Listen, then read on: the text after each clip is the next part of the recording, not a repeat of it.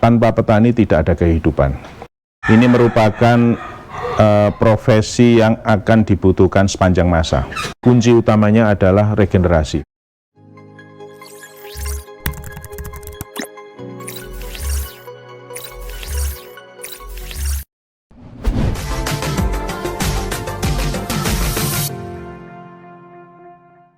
Assalamualaikum warahmatullahi wabarakatuh. Halo, apa kabar kalian semua hari ini? Berjumpa kembali di Tanam Ternak Channel bersama saya Citra. Pada episode kali ini berkesempatan kembali untuk berbincang langsung dengan Bapak Novianto. Assalamualaikum Pak. Waalaikumsalam warahmatullahi wabarakatuh. Pak Novianto ini adalah seorang konsultan di bidang pertanian. Bagi teman-teman yang ingin tahu profil tentang beliau, kita simak profilnya. Nama saya Novianto, tinggal di Batu. Saya sarjana pertanian, lulusan tahun 1996 dari agronomi Universitas Muhammadiyah Malang. Lalu setelah itu saya mendapatkan beasiswa untuk belajar hortikultura di Belanda melalui program intensif selama 1 tahun, mulai tahun 96 sampai 97.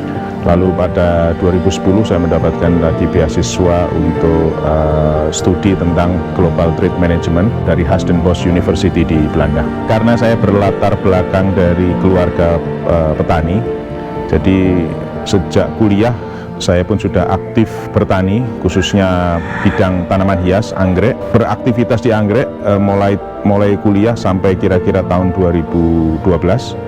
Nah, setelah itu saya mencoba tantangan baru di 2012, sepulang saya dari studi di Belanda yang 2010 itu, mendapatkan tawaran dari Kedutaan Besar Belanda untuk menjalankan program supply chain sayuran di Indonesia. Akhirnya saya bekerja sebagai supply chain facilitator untuk program Fake Impact Kedutaan Besar Belanda di Jakarta sampai 2016. Selepas 2016 saya diminta sebagai business advisor Agritera, sebuah NGO yang fokus kepada penguatan kelembagaan petani, dalam hal ini penguatan koperasi dari sisi bisnisnya yang saya handle. Dan setelah itu mulai 2016 sampai saat ini saya kerja di sebuah perusahaan asing, Rexone, berbasis di Belanda. Saat ini saya bertanggung jawab sebagai chain manager untuk Asia Tenggara. Dua hal yang bisa saya lakukan, kalau yang dari sisi Islam itu ada yang disebut dengan sebaik-baiknya manusia. Ada hadis yang menyatakan sebaik-baiknya manusia itu adalah manusia yang bermanfaat bagi orang lain. Nah, ternyata ada juga filosofi Jawa yang nyambung dengan itu, bahwa urip iku urup. Urip itu artinya hidup manusia harus bisa memberikan manfaat kepada orang lain. Jadi setiap orang pasti akan mendapatkan inspirasi dari orang lain. Jadi kita bisa terinspirasi, tetapi juga ada baiknya kalau kita naik di level yang lebih tinggi dari itu, menjadi orang yang menginspirasi. Ya teman-teman tanam ternak, itu tadi profil singkat dari Bapak Novianto. Bagi teman-teman tanam ternak yang sudah menyaksikan episode kita sebelumnya, pastinya sudah tidak asing lagi ya dengan wajah beliau. Waktu itu kita membahas tentang seputar anggrek dan organisasi yang menaunginya, yaitu Perhimpunan Anggrek Indonesia Cabang Malang. Dan untuk saat ini kita akan ngobrol santai nih dengan Pak Novianto seputar potensi pertanian nasional. Oke teman-teman tanam ternak, langsung saja kita akan berbincang santai dengan Pak Novianto ya. Bapak, yang sisi menarik dari bidang pertanian ini menurut Bapak bagaimana Pak? Sisi menarik dari bidang pertanian, kalau saya selalu sering sampaikan ya ke anak-anak muda khususnya, bahwa seorang petani atau profesi sebagai petani ini merupakan profesi yang akan dibutuhkan sepanjang masa. Bumi ini masih berputar, maka petani itu masih tetap dibutuhkan. Ya. Jadi sebuah profesi yang mulia dan tak lekang oleh waktu. Bagaimana sih support keluarga terhadap karir Pak Novianto di bidang pertanian, Pak? Saya terlahir dari orang tua yang memang aktif di bidang pertanian dan wirausaha. Jadi ayah saya dulu wirausaha dalam banyak hal, tetapi di setiap kesempatan beliau punya hobi anggrek di rumah. Jadi waktu itu kita masih tinggal di Surabaya, sehingga muncul satu satu lingkungan yang memaksa saya ya terkondisi dalam dikelilingi oleh tanaman. Dikelilingi oleh tanaman sampai dengan kita hijrah ke Batu tahun 1984. Jadi Batu ini kota yang sangat masif pertaniannya, baik buah maupun sayur. Jadi di situ justru mengasah minat saya, keinginan saya, kepenasaran saya tentang dunia pertanian lebih mendalam. Akhirnya saya putuskan juga kuliah di pertanian, dan ya di sana saya melihat dua sisi yang berbeda. Satu di ranah praktek, sementara di kuliah di ranah teori di bidang keilmuannya. Dan akhirnya saya pun menemukan pasangan hidup yang juga sama-sama kuliah di Fakultas Pertanian. Sehingga akhirnya hari-hari saya saat ini selalu penuh dengan warna pertanian. Ya. Jodohnya pertanian. Jodohnya semua pertanian, ya, Pak? Istri saya pertanian. Yang belum berminat kepada pertanian justru anak-anak saya mungkin. Berapa putra-putri? Anak saya dua, yang laki saat ini kuliah di Fakultas Kedokteran Hewan, dan yang kedua masih SMA, perempuan. Dalam setiap ini Mbak, meniti karir, pastinya ada proses yang harus dilalui. Teman-teman tanam ternak mungkin bisa sedikit tahu deh Pak tentang apa proses yang dilalui Pak Novianto selama karir ini, meniti karir di bidang pertanian. Ada satu stigma yang melekat di masyarakat bahwa kalau namanya petani itu pasti identik dengan wong deso, ya, pekerjaannya kotor, panas, gosong, ireng, melarat, nyon sewu ya. Ini stigma yang menempel pada kata petani. Demikian pula dengan sarjana pertanian. Lulus jadi sarjana pertanian ini mau kerja apa?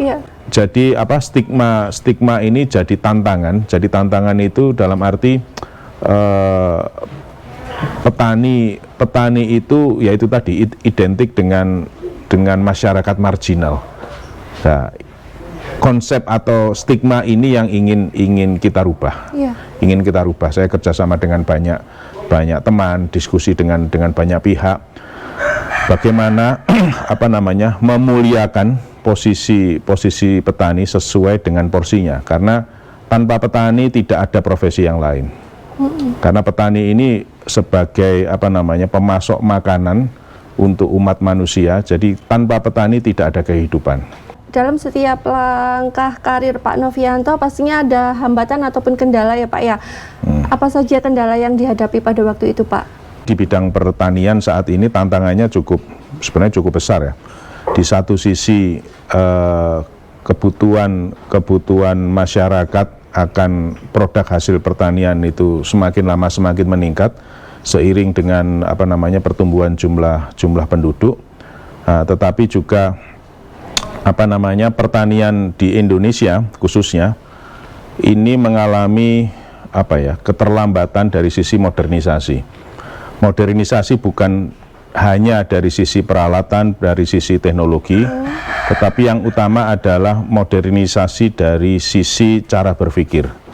Nah, apa yang dimaksud dengan modern cara berpikir di bidang pertanian itu adalah merubah mindset pertanian asal tanam menjadi pertanian berorientasi pasar. Dan ini yang menyebabkan tantangan terbesar di Indonesia, bahwa apa yang diproduksi belum tentu apa yang sesuai dengan permintaan pasar. Sehingga sering kita lihat ada tomat harganya tinggal 500 misalnya. Ya kan, sehingga petani nggak panen karena biaya panen aja untuk buruh panen menjadi lebih mahal dibandingkan dengan hasil yang dia dapatkan, sehingga tomat dia biarkan busuk di lahan. Nah, ini yang tidak mudah karena ini pendekatannya sangat kompleks, ada pendekatan sosial, ada pendekatan market, ada pendekatan cara budidaya. Karena umumnya orang bertani, oh ini musim kemarau nih, kita tanam ini saja. Jadi bertanam berdasarkan feeling dia. Karena memang petani ini tidak memiliki kompetensi yang cukup untuk mendalami permintaan pasar. Jadi permintaan pasar bukan hanya dari apa yang diminta, tetapi mulai dari jumlahnya, speknya seperti apa, kontinuitasnya seperti apa, volume setiap kali pengiriman berapa dan sebagainya. Ini tantangan besar. Dan juga jangan dilupakan bahwa kalau kita bandingkan dengan negara Asia Tenggara yang lain, penguasaan lahan petani ini, yang kalau saya bicara di sini petani itu hortikultura, jadi buah, sayur, tanaman hias. Karena saya tidak menguasai pertanian pangan seperti padi dan palawija. Kalau dari sisi, saya pernah diskusi dengan Balitsa, Balai Penelitian Tanaman Sayuran di Bandung. Mereka sampaikan bahwa rata-rata penguasaan lahan petani sayur itu 2.500 meter. Ya, 2.500 meter. Kalau kita bicara masalah economy of scale, 2.500 meter, terus mereka berharap produk tersebut bisa bermitra dengan pasar, maka dia tidak mendapatkan kapasitas volume yang diinginkan oleh pasar. Sehingga strategi yang perlu dibangun adalah bagaimana mengelola mereka menjadi sebuah kelompok tani yang solid. Ya, kelompok tani yang solid itu dalam arti mereka berkelompok, bekerja sama untuk menuju visi yang sama. Misalnya bermitra dengan pihak supermarket, mau ekspor cabai merah ini ke Singapura, nggak mungkin dari lahar 2.500 mereka ekspor kan, sehingga harus berkelompok. Lah ini manajemennya manajemen sosial. Lebih kepada manajemen sosial daripada manajemen produksi. Nah, ini tantangan besar yang harus diselesaikan. Belum lagi saat ini kelompok tani ada di seluruh Indonesia. Tetapi faktanya kelompok tani ini, kalau sepengamatan saya, karena saya dulu waktu kerja di proyek Kedutaan Besar Belanda itu mengamati betul, kita kerjasama dengan banyak sekali kelompok tani. Mereka hanya sekedar berkelompok yang tujuannya supaya ada bantuan dari pemerintah turun, karena turunnya tidak bisa ke petani individu, maka turunnya harus kelompok, sehingga kelompoknya harus dibentuk. Nah, tapi kelompok dibentuknya hanya kumpulan orang-orang yang membentuk mengorganisir diri dalam rangka mendapatkan bantuan. Nah, ini penting sekali bahwa kelompok ini harus berfungsi sebagaimana sebuah unit bisnis yang profesional. Saya sering katakan dengan kelompok tani, saya sampaikan, kenapa kelompok tani lebih mahir atau lebih lihai membuat proposal bantuan daripada membuat bisnis plan. Karena sebenarnya kalau menurut saya, bisnis plan ini lebih penting untuk sustainable mereka, untuk keberlanjutan mereka. Sampai kapan bantuan bisa mereka dapatkan, dan tidak setiap tahun mereka bisa dapatkan bantuan. Dan ini sebuah mindset yang berbeda 180 derajat. Beberapa kelompok tani ketika ini saya sampaikan tersinggung mereka. Tapi justru dari rasa tersinggung ini kita bisa lebih terbuka dalam diskusi bahwa mereka harus membentuk sebuah koperasi pertanian, sebuah organisasi pertanian yang berorientasi bisnis. Dan itu yang berlangsung di negara-negara yang maju pertanian. Contoh Vietnam. Vietnam ini organisasi petani, misalnya petani kopi. Mereka kopinya bisa go internasional lebih tinggi dibandingkan dengan Indonesia. Kemana-mana kopi Vietnam ini, karena mereka ini koperasi petaninya kuat sekali. Demikian pula dengan contoh misalnya Belanda. Kita lihat Belanda sebagai eksportir bunga potong terbesar di dunia nomor 1. Negara kecil dengan Jawa Timur luasannya mungkin unda-undi kalau kata orang Jawa. Tetapi ternyata yang disebut organisasi yang disebut dengan Flora Holland itu kumpulan dari petani-petani yang berkoperasi. Jadi Flora Holland itu bukan sebuah lembaga yang dibentuk oleh pemerintah, tetapi ini koperasi dari petani. Saya rasa itu arahnya harusnya ke sana. Teman-teman tanam ternak, itu tadi yang disampaikan Pak Novianto, kendala yang dihadapi oleh pertanian nasional kita, yaitu kelompok tani ini. Kelompok tani belum kinerjanya ya Pak ya, masih belum.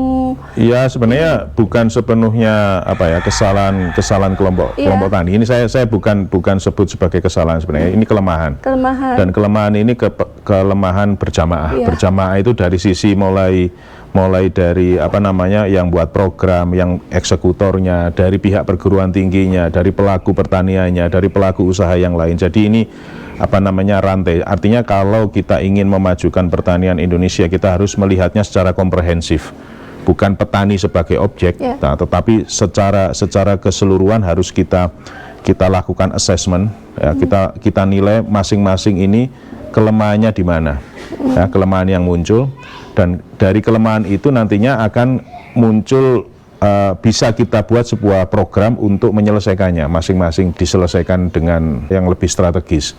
Tapi ya jujur saja, ini sebuah pekerjaan besar dan lintas sektoral, bukan hal yang mudah untuk dijalankan, apalagi ada satu kebiasaan di Indonesia ini, pejabat itu gonta-ganti. Ya kan, gonta-ganti.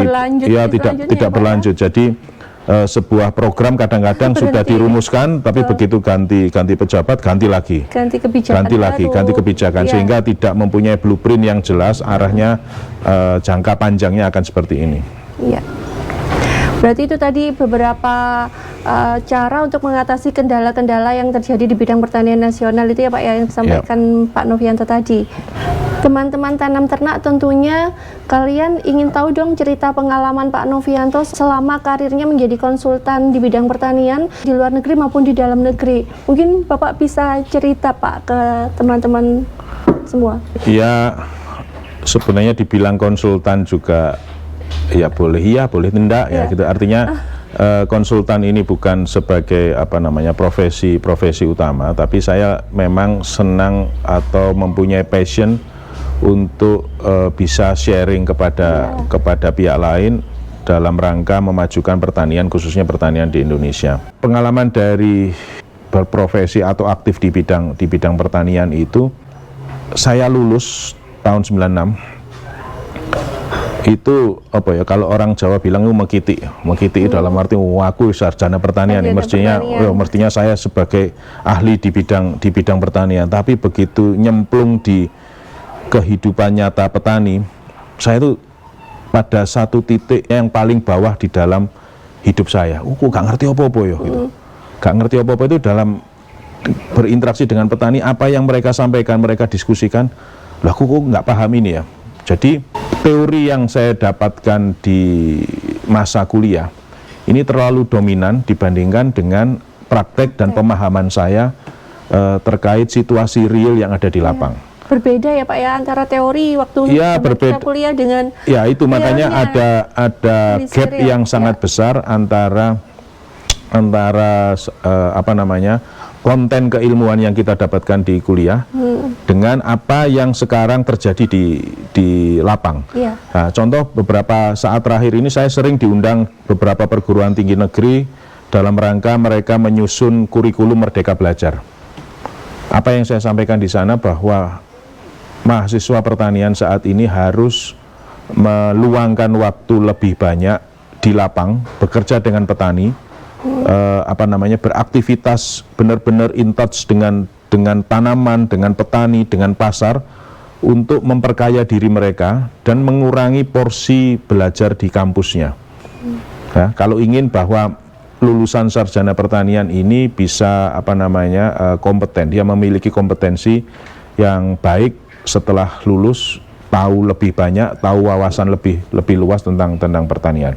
Itu inti yang sering saya sampaikan. Nah, kalau di pengalaman saya juga seperti itu.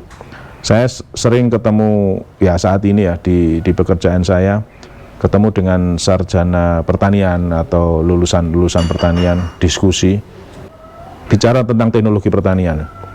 Teknologi yang sekarang sudah ada di sini. Begitu mereka lulus bicara, itu posisi mereka masih di sini, sehingga ada gap yang jauh, yang harus mereka upgrade sendiri untuk mencapai level apa yang ada di lapang sekarang. Jadi saya kuliah tahun 91. Setelah saya masuk juga ke perguruan tinggi saat ini, ilmu yang diajarkan yang ada saat ini itu ternyata sama dengan apa yang saya pelajari tahun 91.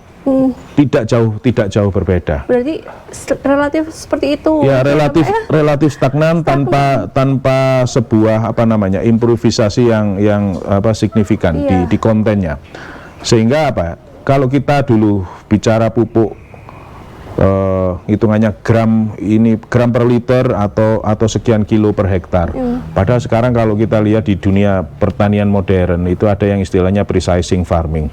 Precision farming itu kalau sebuah tanaman dia ada leaf area index, dia mengalami fotosintesis, dapat matahari sekian joule, maka kebutuhan nutrisinya sekian sekian ppm dan sebagainya diatur sedemikian rupa. Jadi ini sudah menjadi bukan hanya trial ya, bukan sebuah trial, tapi ini sudah komersial yang ada di lapang. Nah, ini hal-hal yang menjadi concern saya bersama dengan teman-teman yang lain untuk bisa sharing ke mahasiswa pertanian, ke perguruan tinggi untuk mengupdate teknologi pertanian. Jadi saya boleh dikatakan siap menjadi konsultan untuk memberikan informasi apa yang terjadi di dunia saat ini, dunia pertanian saat ini kepada pihak-pihak lain. Contohnya dari sini misalnya perguruan tinggi maupun sekolah menengah kejuruan pertanian, SMK pertanian. Karena mau tidak mau dan kita harus bekerja sama, harus bersinergi dengan mereka karena mereka adalah yang bertugas mencetak generasi muda pertanian. Kalau ini tidak tercetak dengan baik, ya pertanian kita tidak bisa berlanjut dengan cara yang baik. Saya rasa itu.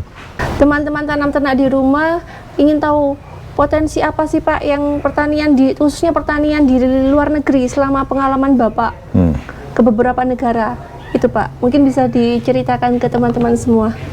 Jadi kalau dibandingkan dengan contoh Malaysia, pasar utama dari petani-petani Malaysia ya selain konsumsi mereka sendiri adalah pasar ekspor.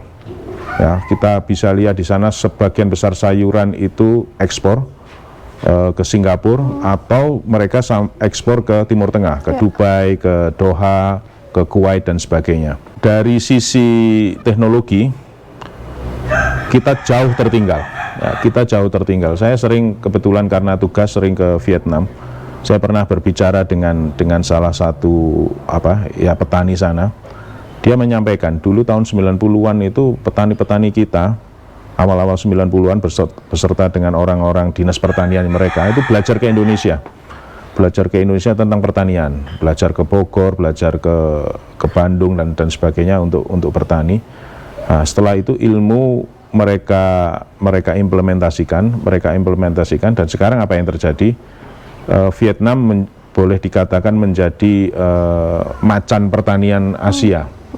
Jadi mereka ekspor cukup besar dari Vietnam, khususnya misalnya ke Cina karena jarak yang dekat, dan modernisasi pertaniannya jauh lebih pesat dibandingkan dengan Indonesia. Ya, pertumbuhan greenhouse modern pertanian untuk tanaman sayur, tanaman bunga dan sebagainya pesat sekali, terkonsentrasi di satu provinsi namanya Lamdong, wilayahnya namanya Dalat. Nah, di sana pertanian mereka pesat sekali dengan menggunakan teknologi. Nah, bagaimana mereka menggunakan teknologi tersebut? Dia adopsi dari pihak luar, dari Israel, dari Belanda, dari Jepang. Jadi mereka membuka diri investor pertanian untuk masuk, karena mereka mempunyai pemikiran strategis bahwa investor pertanian itu masuk bukan hanya membawa benih, bukan hanya membawa greenhouse, bukan hanya membawa pupuk, tetapi mereka juga membawa teknologi. Ya, membawa teknologi, melakukan knowledge transfer, memberikan pelatihan dan sebagainya. Ini yang menyebabkan mereka bisa lebih maju atau majunya lebih besar dibandingkan dengan kita. Nah, hal semacam ini juga terjadi di Malaysia contohnya ya. Jadi Malaysia mereka punya satu kawasan konsentrasi pertanian khususnya sayur itu di Cameron Highland. Nah, mereka undang itu atau membuka diri terhadap negara-negara maju pertaniannya untuk invest di sana, berbisnis di sana, sehingga yaitu ada proses alih teknologi dan pengetahuan yang dilakukan oleh perusahaan-perusahaan atau institusi swasta tersebut ke negara tersebut. Sehingga jangan heran kalau di sana misalnya mereka tanam sayur, produktivitasnya jauh lebih tinggi dibandingkan dengan apa yang ada di Indonesia. Nah, ini sebenarnya sebuah ironi gitu.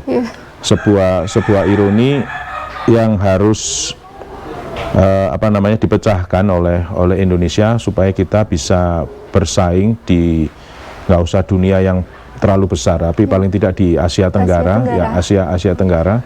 Dan sebenarnya kita di tahun-tahun dulu itu pernah menjadi menjadi negara pertanian terbesar ya di Asia, dari produktivitas, dari kita bisa volume ekspor dan sebagainya. Nah, ini yang harus kita kembalikan.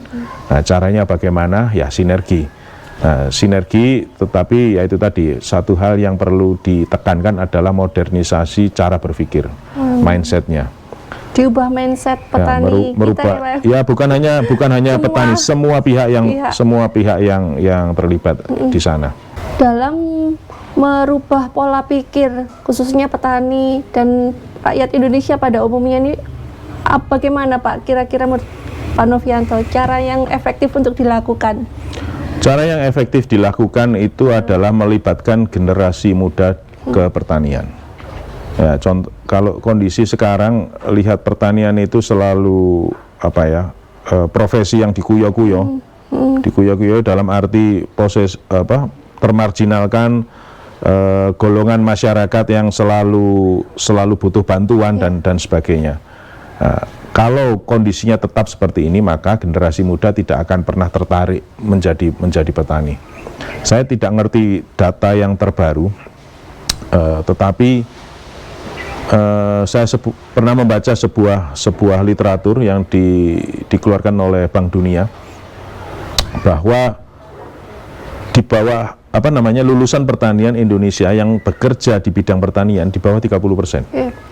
Jauh sekali. Jadi yang 70% lebih itu ketika lulus pertanian dia kerja di bidang lain, kerja di perbankan atau yang lain. Nah, padahal mereka yang harusnya meregenerasi petani yang ada di Indonesia. Dan fatalnya lagi, kalau saya bicara dengan pihak universitas, sebagian besar mahasiswa pertanian yang ada di universitas itu adalah kecelakaan. Kecelakaan dalam arti apa? Pilihan pertamanya kedokteran. Ya, bukan pilihan pertama. Pilihan keduanya pertanian. Kedokteran nggak keterima. Nggak keterima, akhirnya masuk. Jadi setengah hati. Faktor kecelakaan. Ya, kecelakaan atau cinta pelarian. Sebenarnya dia nggak jatuh cinta ke pertanian, tetapi karena pilihan satunya nggak lolos, dia masuk ke pertanian. Sehingga motivasi awalnya pun sudah tidak di pertanian. Ya, tidak kuat di bidang pertanian. Nah, kembali kepada melibatkan anak muda untuk bertani. Anak muda akan mau bertani apabila pertanian tersebut berorientasi teknologi. Ya, mereka nggak akan pernah mau lagi nyangkul, nggak akan mau lagi nyemprot gendong knapsak sprayer dikumpul disemprot. Itu menjadi hal yang mustahil mau dilakukan oleh anak-anak muda. Nah, untuk bisa merekrut mereka masuk ke pertanian, ya triggernya adalah yaitu tadi, bertani dengan teknologi. Saya lihat di banyak negara, khususnya Belanda, kemajuan mekanisasi pertanian sebuah negara itu berbanding lurus dengan minat anak muda untuk bekerja di bidang pertanian. Nah, sekarang pun kalau kita lihat dalam ukuran mikro ini sudah terjadi. Jadi kalau dulu saya bisnis anggrek dengan bapak saya, seminggu sekali saya kirim ke Bali.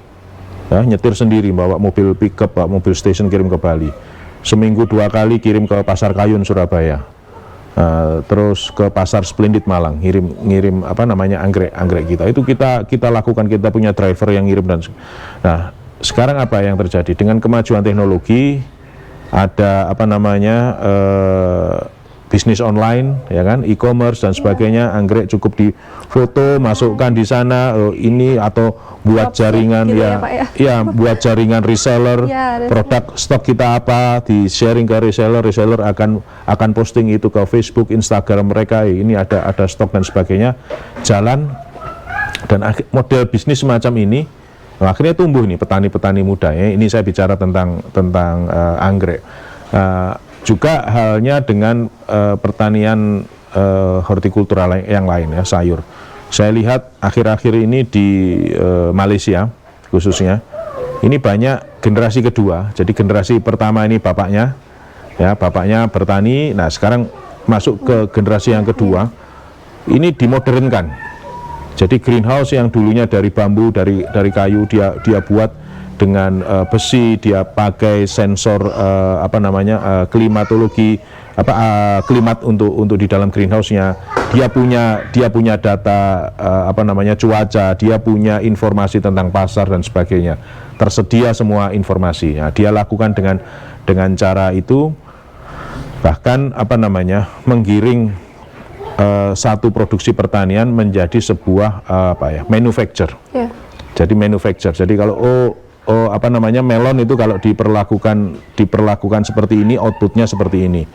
Dia hitung itu semua, dan akhirnya muncul itu anak-anak muda yang bertani dengan teknologi.